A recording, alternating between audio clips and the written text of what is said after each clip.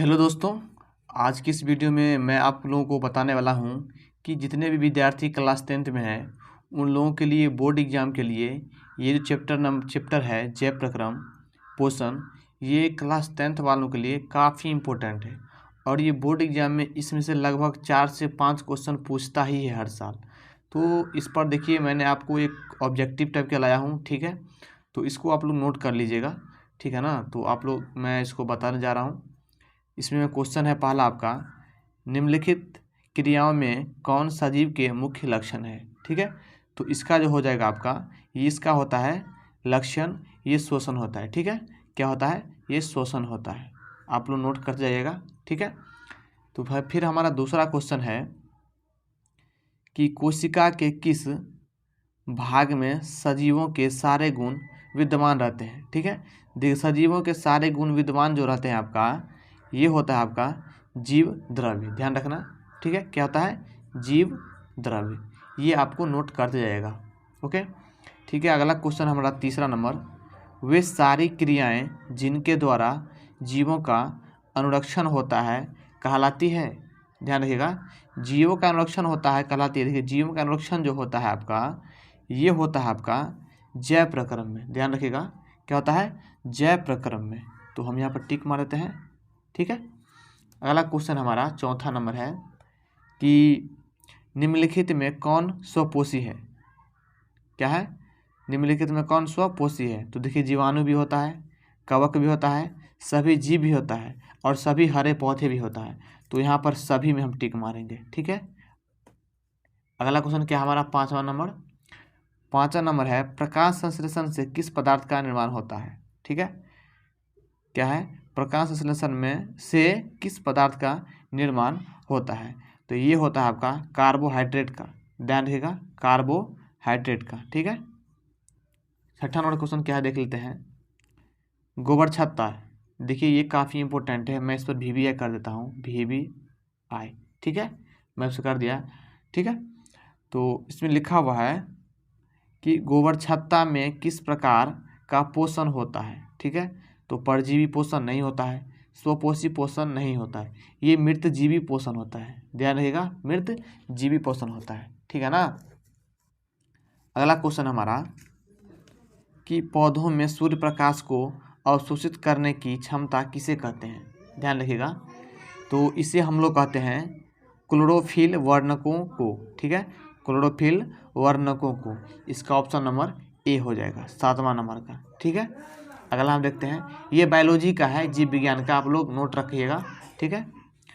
8वां number question है, प्रकाश संश्लेषण प्रक्रम में गैसों CO2 एवं O2 का आदान प्रदान किन अंगों द्वारा होता है।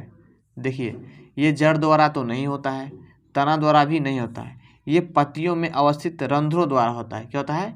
पत्तियों में अवस्थित रंध्रों द्वारा। तो इसको हम इस प्रकार से टिक मार देते हैं, ठीक है। अगला क्वेश्चन क्या हम देख लेते हैं, 9वां नंबर है, मनुष्य के दांत की सबसे ऊपरी परत क्या है। तो मनुष्य का दांत का जो सबसे ऊपरी परत होता है वो होता है इनामेल, ठीक है। इसको ऑप्शन नंबर ख में मारिएगा, या बी रहे एग्जाम में, क्या होता है? इनामेल, ठीक है। 10वां नंबर देखते हैं क्या हमारा, लार यानी सलीवा, लार, इनमें किस ग्रंथि का स्त्राव होता है, ठीक है। तो ये पैरोटिड ग्रंथि होता है। ध्यान रहेगा, पैरोटिड ग्रंथि होता है, जो ऑप्शन नंबर ए में आपको दिखा दे रही है, ठीक है। अगला क्वेश्चन हमारा, इनमें से क्या जठर रस में मौजूद नहीं होता है। 11 नंबर क्वेश्चन है, इनमें से क्या जठर रस में मौजूद नहीं होता है, ठीक है। तो इसका जो ऑप्शन नंबर हो जाएगा आपका, देखिए हाइड्रोक्लोरिक अम्ल नहीं होता है, म्यूकिस नहीं होता है, पेप्सिनोजन नहीं होता है, ये पीत होता है। ध्यान रहेगा, ये पीत होता है, ठीक है, जो ऑप्शन नंबर डी में है। अगला है 12 नंबर क्वेश्चन, इनमें कौन मनुष्य के छोटी आंत का भाग नहीं है। इनमें कौन मनुष्य के छोटी आंत का भाग नहीं है। ये होता है कोलन, ठीक है। क्या होता है? कोलन, ठीक है। अब 13 नंबर क्वेश्चन देखते हैं क्या हमारा, तो 13 नंबर क्वेश्चन हमारा है कि इनमें कौन अवशोषी अंग है, ठीक है। तो ऊपरीगामी कोलन ये भी नहीं होता है, औदगोमी कोलन ये भी नहीं होता है, ये होता है अपेंडिक्स। क्या होता है? Obstetrician appendix. अपेंडिक्स एक बीमारी होता है, ये आप लोग जानते होंगे, जो पेट के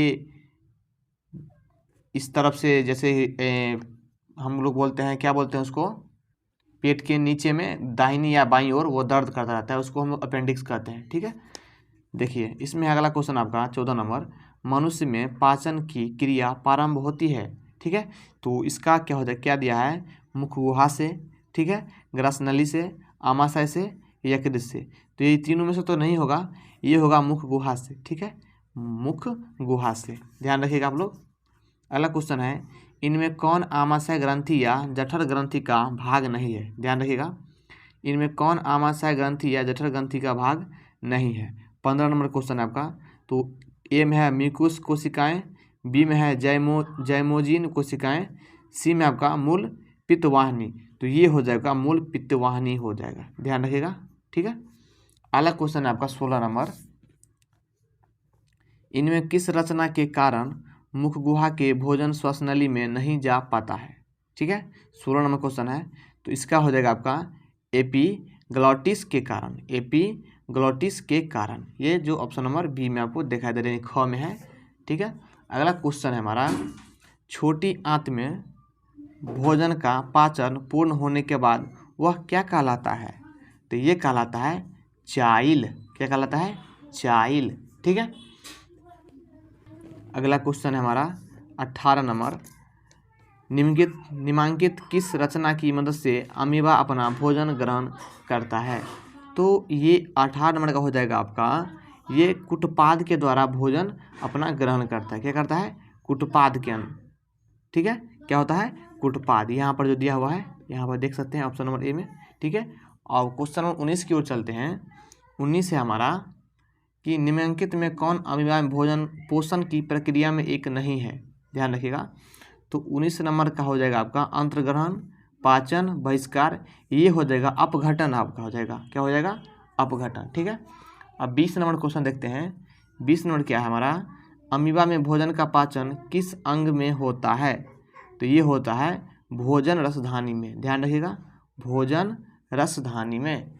अब देखते हैं अगला क्वेश्चन क्या हमारा, पैरामीशियम में भोजन का अंतर्ग्रहण शरीर के किस रचना से होता है।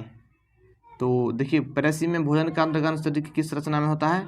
ऑप्शन नंबर 1 इसका, ये हो जाएगा आपका कोशिका मुख से। क्या हो जाएगा, कोशिका मुख से। ठीक है, अगला क्वेश्चन क्या है हमारा, देख लेते हैं।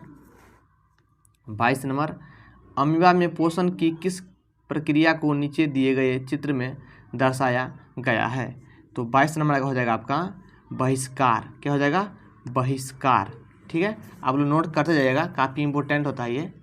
ठीक है, 23 नंबर क्वेश्चन हमारा, 23 नंबर क्वेश्चन है कि मनुष्य के आहारनाल की लंबाई कितनी होती है।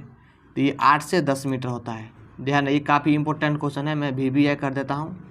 ठीक है, अब देखिए अगला क्वेश्चन है 24 नंबर आपका, मनुष्य को भोजन के विभिन्न स्वादों को ज्ञान निम्नलिखित किस रचना की मदद से होता है। ठीक है, तो ये 24 का जो हो जाएगा आपका, ये होता है स्वाद कलियों से, स्वाद कलियों से। ध्यान रखिएगा। ठीक है, अगला क्वेश्चन है 15 नंबर क्वेश्चन आपका, दांतों की अच्छी प्रकार से सफाई नहीं करने पर दांतों पर बनने वाले एक अस्थायी परत क्या कहलाता है। ये दंत प्लाक कहलाता है। ध्यान रखिएगा, ये दंत प्लाक कहलाता है। ठीक है, 26 नंबर क्वेश्चन आपका, इनमें कौन मनुष्य के मुख गुहा में पाई जाने वाली लार ग्रंथि नहीं है। तो ये होता है अग्नाशय। ठीक है, क्या होता है, अग्नाशय। ध्यान रखिएगा आप लोग। लास्ट ये क्वेश्चन आपको दिखाई दे रहे हैं। 27 नंबर, आहारनाल में क्रमाकुंचन को दर्शाने वाले चित्र में चिन्ह स्थान किस प्रक्रिया को दर्शाता है। तो ये होता है संकुंचन। क्या होता है, संकुंचन। ठीक है, चलिए अब 28 नंबर क्वेश्चन की ओर चलते हैं। चलिए 28 नंबर क्वेश्चन हमारा, आमाशय की भीतरी दीवार पर किस प्रकार की कोशिकाओं का स्तर होती है। ये 28 नंबर क्वेश्चन है, जिसका आंसर होगा आपका स्तंभाकार एपिथीलियम कोशिका। ठीक है, ये मैंने आपको डायरेक्ट बताने जा रहा हूँ, आप लोग ऑप्शन में याद रखिएगा। ठीक है, वहाँ पर एग्जाम में गलती मत करना। ठीक है ना, अच्छे से पढ़ना वहाँ पर। यहाँ पर है 29 नंबर क्वेश्चन कि आमाशय की दीवार में होने वाले घाव यानी पेप्टिक अल्सर निम्नलिखित में से किसके अत्यधिक स्त्राव से हो सकता है। ठीक है, 29 नंबर क्वेश्चन है। इसका एक ही कारण होता है, अम्लीय स्त्राव। क्या है? अम्लीय स्राव, या बोले स्त्राव बोलिए, जो भी बोले। 30 नंबर क्वेश्चन कि इनमें कौन वसा को वसा अम्ल तथा गिल स्राव में बदलता है। 30 नंबर क्वेश्चन है। तो ये एक ही क्रिया में होता है, लाइपेस। क्या होता है? लाइपेस। ध्यान रखिए आप लोग। अगला क्वेश्चन है हमारा कि मानव आहार नाल के किस भाग की लंबाई सबसे अधिक होती है। ठीक है, तो इसकी होती है छोटी आंत। ध्यान रहेगा, काफ़ी इंपॉर्टेंट है क्वेश्चन ये 31 नंबर। ठीक है, अगला क्वेश्चन है 32 नंबर, मानव शरीर की सबसे बड़ी ग्रंथि क्या है। तो आप लोग जानते हैं यकृत होता है। ठीक है, तो आई होप कि आप अच्छे से समझे होंगे। अगर आप लोग का क्लास 10 की बढ़िया तैयारी करना चाहते हैं, चाहे वो साइंस हो चाहे वो मैथ हो, तो इस चैनल को सब्सक्राइब जरूर करना। मिलते हैं अगले टॉपिक में।